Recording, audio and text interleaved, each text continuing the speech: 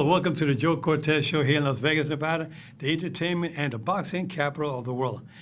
Well, today we have two special guests, Jason Vincent and Russ Black. They're both involved with the amateur boxing. Russ Black is one of the inspectors of the Nevada State Athletic Commission. But one of the things I want to let you guys know is that, you know, how boxing starts with the amateur. And the amateur rank, that's where we all get a start. Get our feet wet with boxing, learn a little bit about the basics on boxing. It got to do with the ring mechanics and whatnot, but also got to do with safety. Safety is first and foremost when it comes to boxing. Also, referees, judges, doctors, we all concerned about the fighter's well-being. So we want to make sure that we explain to you guys today a little bit about what's going on with boxing here in the state of Nevada and with up-and-coming special events. I want to welcome on the show Jason Vincent and Russ Black. How you doing, guys? Thank you for being on the show today. Thank you for having me. Grateful to be here, my brother. Yeah. So anyway, we're going to start with you, Jason. We've had you on the show several times already. And you know me, I'm always a big supporter of your amateur program and what you guys are doing in boxing as officials coming up the ranks. I remember I had many referees come to my training program that I had in Las Vegas. When I was active, I was an active referee, and I was always trying to get the referees on the right track. I've had inspectors there in my gym as well, going over certain rules for the inspectors, because the inspectors are eyes and ears when it comes to us performing our duties in the ring as a referee. Sometimes, you know, we can't hear what's going on in the corner, but the inspectors are there. They're watching, they're listening, making sure everything's done correctly. But if they hear something that we can't hear, they bring it to our attention. Hey, ref, they put their hands up, we'll watch it. We go over there. If they the guy saying that he's not feeling, he feels very dizzy, he feels very nauseous or whatever, call in the ring, call the ring doctor in the ring, let him check him out. I'd rather stop the fight right there than to let him go out again and take unnecessary punishment. So that's why it's so important to have inspectors on the job. And Russ, I'm glad you're doing what you're doing with boxing. Thank you. You know, there's always a room for improvement. I don't care how good you are. Even as us as referees, we always try to learn as we keep going along. So whatever show that you're going to be doing, I'm sure I did it for 35 years in the ring, and the inspector was always my guardian angels in there. Yes. They were always there to help us out. Yes. Jason, tell us a little bit about what's going on with you. Well, you know, still doing the amateur thing here. Russ is going to get to that here in a minute. We got 3 big amateur events coming up here in the month of May. Since the last time I've been on here, I became a supervisor and a coordinator for the World Boxing Foundation, the WBF. We've been around since 1988. Antonio Tarver, James Lights Out Tony, Roy Jones Jr. had these belts in 2 different weight classes. And I did my first event in Aurora, Denver, Colorado last Thursday. I want to say congratulations to Jaden Vigel. He won our welterweight silver international belt with the WBF. And we're just going. I'm here to make these young boxers' dreams come true and not only help out in the amateurs, but now I'm able to help out in the pros and wrap belts around these young people's waists and make their dreams come true. So very grateful for that. Yeah, well, we're very grateful that you're on the show today. You know, you have a belt. You see this belt that we have here. I put this belt out here today because this means a lot to me. This belt was given to Gaspar Indian Ortega. Gaspar Indian Ortega had 100 and close to 180 professional fights. And he only got stopped twice in his whole career by technical knockout. Gaspar Ortega, I met him when he came to New York when he was 19 years of age, and I was 12 years of age when I met the great Gaspar Indian Ortega. His son, Mike Ortega, is a referee here in Nevada, but Gaspar Ortega was my role model. He was an inspiration to me. He's the one that really gave me the green light to get forward with boxing, go forward with boxing, and my brother Mike. So we stuck with the game, and if it wasn't for Gaspar Ortega, I don't know where I'll be today. So I got an honor of Gaspar Indian Ortega. May he rest in peace. Jason, so you got the championship belts with the WBF now? With the WBF, I'm waiting. They're going to send me one. They're in Australia now. So the WBF's been around since 1988. Came from Bristol, Connecticut. The gentleman that owned the NASCAR speedway track out there was a big boxing fan. He created the WBF. It was a pretty popular belt here in the United States in the late 80s, all through the 90s, and then the early 2000s. They kind of fell on some tough times, and then Mick Croucher from Australia, Melbourne, Australia, bought it out. He's had it about 19 years, and they're the number 6 rated sanctioning body in the world. So you have the big 4, your WBO, WBA, IBF, WBC. Right below that, you have the IBO, and then right below that, you have us. So we're all around the world. We're big in Asia, Philippines, obviously down in Australia, Germany, Europe, and big in Africa. And they saw my networking. They liked what I brought to the table and my demeanor, my character, and the way I conduct myself. They asked me if I'd like to come aboard. I said, yeah, let me give it a crack at it. And yeah, we're off and going here. So well, we're very proud of what your accomplishment, because I know a number of years back when I first met you, you were still involved doing a lot of refereeing with the amateurs, involved putting these shows together, and now it's gone to another level. I mean, we're very proud of all the shows you put together. You have the Masters program that you just had recently, which is something we're very proud of that. We brought that in with Manny Fernandez. We've had that for about 4 years now, and I was able to bring Manny in from California and bring that awesome tournament here. And I'm still involved with the amateurs. That never goes away. That's my foundation. That's my heart, my soul. I love the amateur community, the kids, the families, the coaches, everybody in it. Russ is a big part of that. He's the vice president of Nevada Amateur Boxing. And yeah, it's just been a real treat the last 5-6 years. That I've been doing this. I'm still learning every day and progressing, and I just want to make myself useful and help wherever I can help out. Good. Well, you definitely got our support, 100%. Russ, I want you to tell us a little bit about your duties as vice president with the amateur programs here in Nevada, and you can tell us how did you get started in boxing? Well, I've always been a fan of boxing. My father was a sergeant here with the Metro Police Department, and he would work all of the big fights. And so he would take me from about middle school on. He would take me. So just being in that atmosphere developed my love for boxing. I never boxed personally, but just going and being part of that event, witnessing that event, really. Boxing is really the only thing I love outside of my family. And so once some things shifted in life and I had the opportunity to get involved, I just signed up for the amateurs, basically at the same time as Jason. We really started our journey with about a month apart. And so just from there, just from our work, just from our love of the community and wanting to have an impact through boxing, we just got busy. We started training as referees. We started networking, meeting people, uplifting this boxing community, and here we are. Good. Well, I tell you, we're very proud of what you're doing, your accomplishment. Now, you say you never fought, but you could have been a good football player, man. You're a big guy. Yeah, I played football. That was my thing. Was football. Yes, definitely. Here locally, that's where I actually met Tony Weeks. I went to El Dorado High School, and Tony used to train. During our Wednesday night practices, he would be running around the track. Right. And that was the first time I ever met him. That was 20 years ago. L-Dog, baby. L-Dog. I was Western Warrior, so we got some Vegas boys. Yeah, I remember 20 Weeks, a great referee, when he first came to Las Vegas, and he got himself started. I remember he did one of the fights at the Hilton Hotel back then, which is the Westgate now. Right. And he was one of the fights there. And after the beginning of his fight, it was, I forgot the name of the fighters, but it was a very difficult fight. But he got himself, I said, so now you graduated, Tony. Now you're going to the big time. And from then on, he moved on to do the big fights. Look at him now. One of the best. Right. And we practice with Tony. We practice at local amateur gyms with him for the last 4 or 5 years.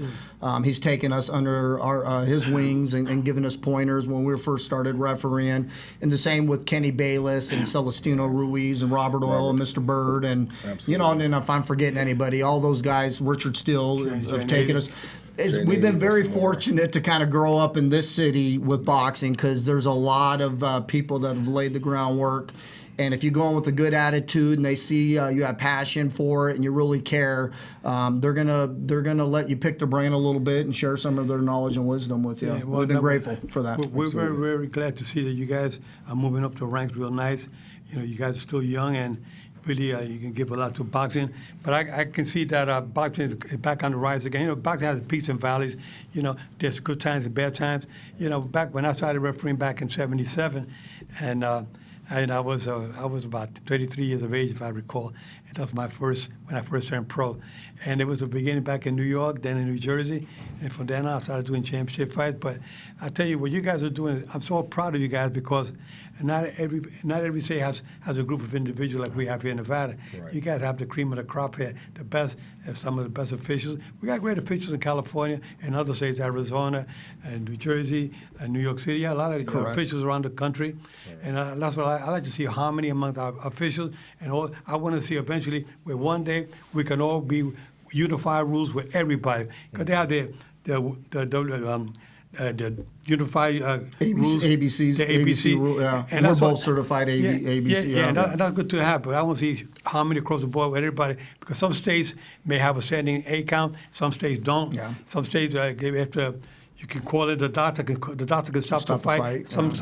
In some states the doctor cannot stop the fight, only the Correct, referee. Replay. So the Replay too, yeah. replay is important because, as you know, we're doing the replay in Nevada, and actually it started way back in New Jersey back in maybe 10, 15 years ago, but they never really used it. But now you got the networks that were able to get with the commissions and work hand in hand and kind of fine tune. It took the NFL over 25 years to get to where it's at today. Yeah. So it takes a little time, a little working with the commissions and whatnot to get it to where it is now. But tell me, Jason, you as now involved with the NBF. WBF. WBF, I'm sorry, yeah. WBF. Your duties there is what do you do per se as a supervisor? Well, it's you're dealing with Coordinator? that. Yeah, you're dealing with everybody here. You're kind of a salesman and a personal friend, and you're closing deals. So you're out there and you're getting with promoters, managers, athletes, boxers, parents, whoever, to put these championship bouts together. It seems really easy on paper, but it's not as easy as it seems, because you're dealing with a lot of different personalities, a lot of moving parts. Some events, it's kind of a hurry thing to try to get it done. Obviously, there's always A side and B side type boxers. So, you'll have a nice, really A side, a really good, talented A side boxer, and then they're putting them up against a B side guy, and they want a championship bout, and it's just not worthy of a championship bout. And then there's, it's a business, so there's money and fees and travel and different things that come in. So it's a pretty unique job. I like it. I'm up to the task. I was a car salesman for years. I've been a bartender for 25 years. I sold real estate, so it's kind of up my alley. There's still neutrality and everything involved, kind of like being an official. Right. Me refereeing, 400 or 500 amateur bouts and judging over 1,000 bouts helps me with this job. Everything I've done, promoting, networking, putting events together, being an official, being a boxer, being a coach, helps me for this job. And, I tell the guys at the WBF, I'm going to underpromise and overdeliver. I'm going to give you my best, and we'll see where that leads us. Well, I'll tell you, I feel like WBF made a good decision in putting you in that position. I think they got the right guy for the right position. Absolutely. And Russ, tell me a little bit about your duties as an inspector with the Nevada State Athletic Commission and your duties on the amateur to vice president. So ultimately, as an inspector, we want to ensure the integrity of these events by making sure that both of our combatants enter on a level playing field, fair play. We basically get them drug tested. We oversee the hand wraps. We escort them to the ring or the cage, depending on what sport we are working. And then during the action, we're keeping an eye on the corner. We're helping the referees, letting them know, like you said before, we can hear things that you guys can't hear. So we're just basically a second set of eyes and ears for the referees in there. And so we kind of just handle all the dirty work, and just make sure that the integrity of that event is not compromised, integrity of the participants is not compromised. Now, so you do an MMA and you do boxing? Yes, any unarmed combat, kickboxing, Muay Thai, boxing, MMA. Right. So we know all of it. So we're well versed in the rules of each sport, what they can and can't do. And then, of course, the regulations set forth by the state of Nevada. Right. So, state of Nevada, you have Jeff Mullins, who's the director of the Nevada State Athletic Commission. Now, he has seminars every so often, classes for you. Inspectors. Absolutely. Inspectors, referees, judges. I'm fortunate enough to sit in on all of those trainings at this point, and they're really striving to be consistent, to come to a consensus on what it is we're doing and what it is we're seeing. Okay. Trying to get everybody on the same page. So there's been an increase in trainings here recently, and we're just trying to maintain the integrity of the sports that we participate in. Good. I'm glad to hear that, because me being in the business 35 years, and plus that's not kind of the years that I was involved as an active fighter myself, amateur and professional. Mm-hmm. But I see that what you guys are doing is really raising the bar. I like to see what what you guys are all doing together, all the commissioners across the country. I see everybody raising the bar, everybody more concerned about the safety of the fighters, what may be going wrong in the corner, something may be illegal, some illegal substance that they may be using. Right. You got to have an eye for that. You got to know what's legal, what's not legal. Exactly. You know, did they use the adrenaline that 1 in 1,000? Right. Yeah, sometimes some guys come in before it was a control. They bring in whatever they wanted. Right. It may be something illegal. So now it's all under.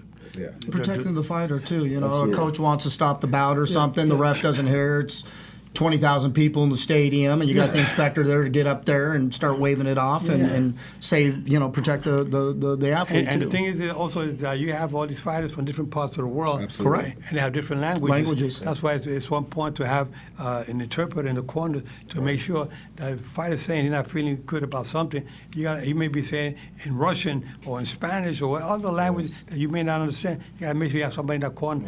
You got to know who that key person is. And you as an inspector, you want to know who the interpreter is because you want to get some information. You want to ask him right then and there, what's going on here? What's he saying? Absolutely. Making sure that if we got to stop it sooner, we'll stop it a punch too soon than a punch too late.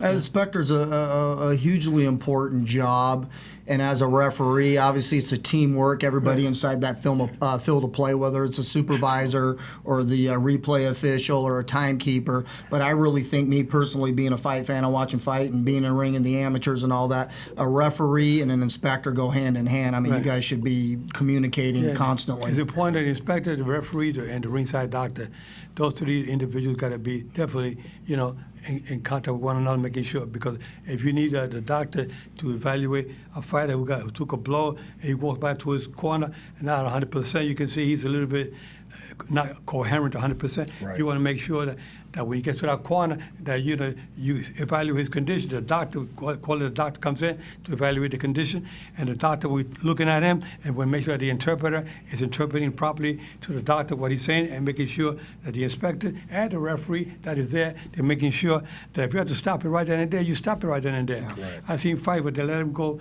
too long, and then the guy, you can take that out on the stretcher. We don't want that. We don't want any more black guys in boxing when it comes to injury, taking these permanent, unnecessary punishment. I hate to see that. Right. So I think a good referee should always stay on top of it, but you got to work, like you said, hand in hand with the inspectors and with the doctors. Absolutely. Russ, what are some of your duties as the vice president of Nevada Amateur Boxing, and what achievements have you? I guess this is kind of a three-part question. What are your duties?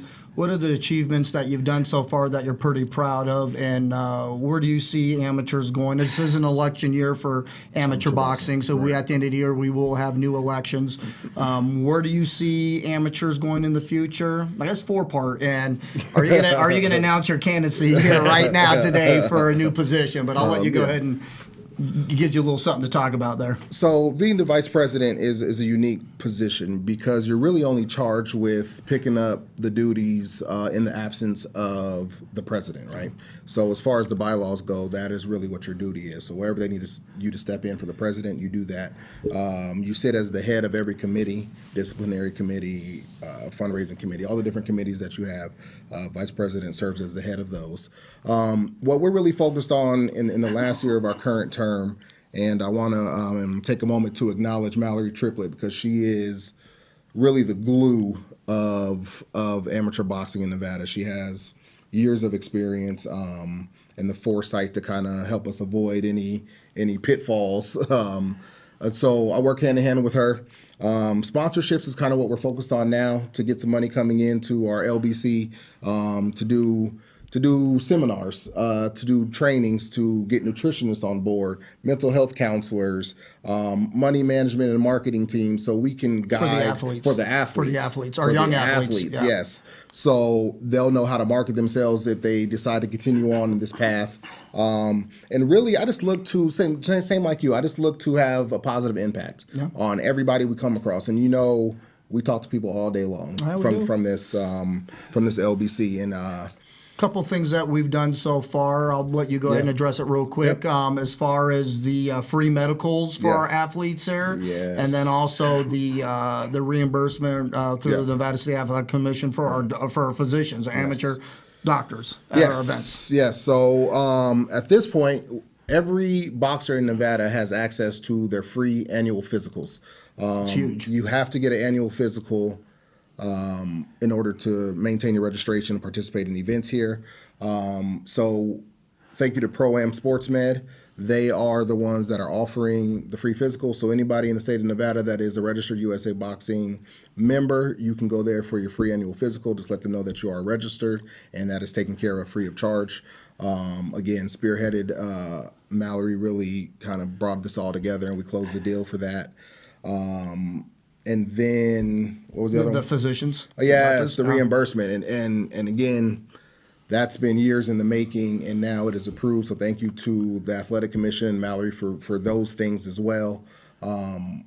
Doctors' reimbursements for these event promoters, that was a big thing. You have to have a doctor, you have to have an ambulance at each and every sanctioned event, or else it doesn't take place. And so being able to offer the doctors who are giving their time, being able to offer them some funds for all their work, because it's a long day. You know, our shows are 8-10 hours. Yeah, well, I'm glad to see that taking place. I mean, I went to one of the master tournaments that was given a couple of months ago here, and you had a meeting with the officials, and the paramedics were there. The physician, and the doctors, physician. It was good to see that, because these are the kind of things that are so important when it comes to boxing.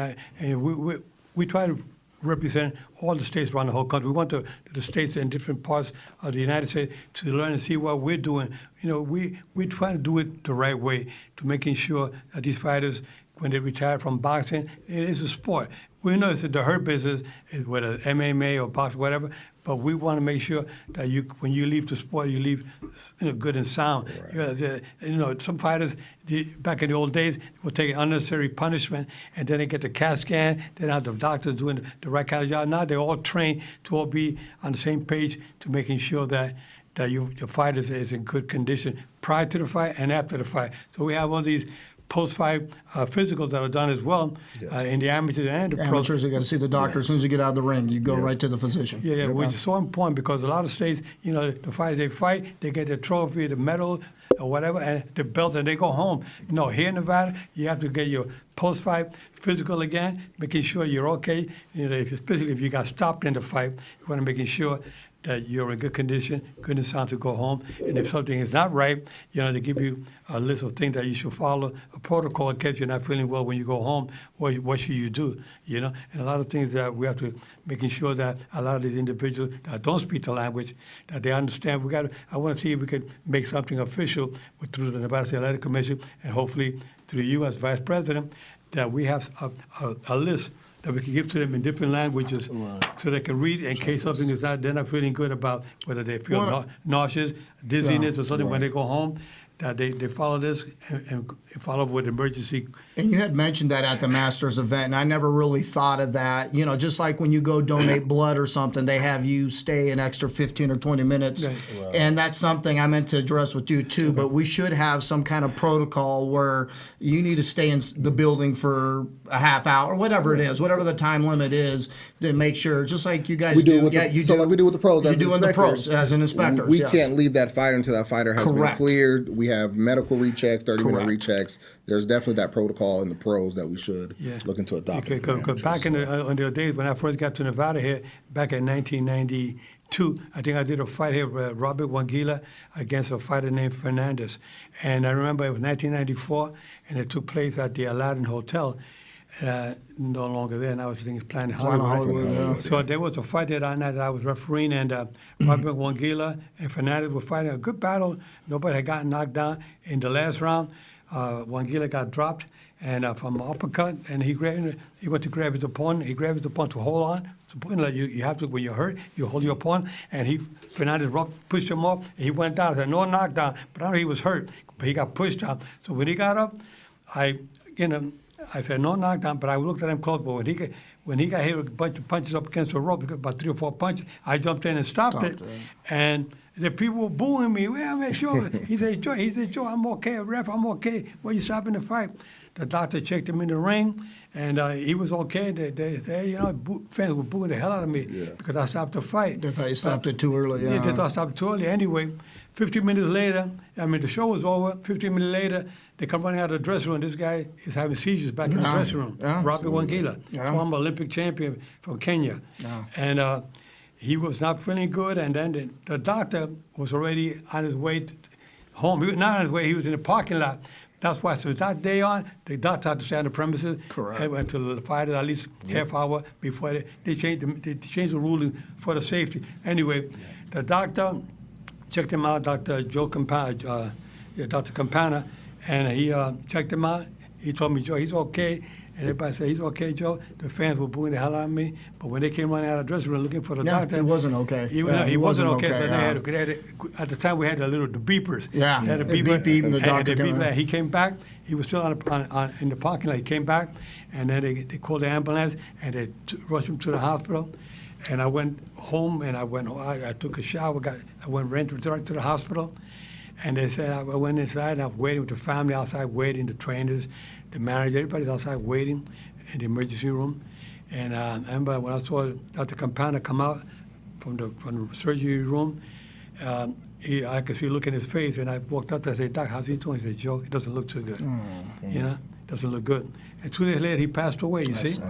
And that's You just why- can't compromise on safety. And You these are the can't. kind of things that we want to see in boxing. That's why it's so important that the referees, the inspectors, everybody works hand in hand with each other. That's why it's so important that they get a physical, they get CAT scan, especially if these fighters travel to a foreign country, they get knocked out over there, they come back here. If they don't have a record, that's why now they got to have a passport.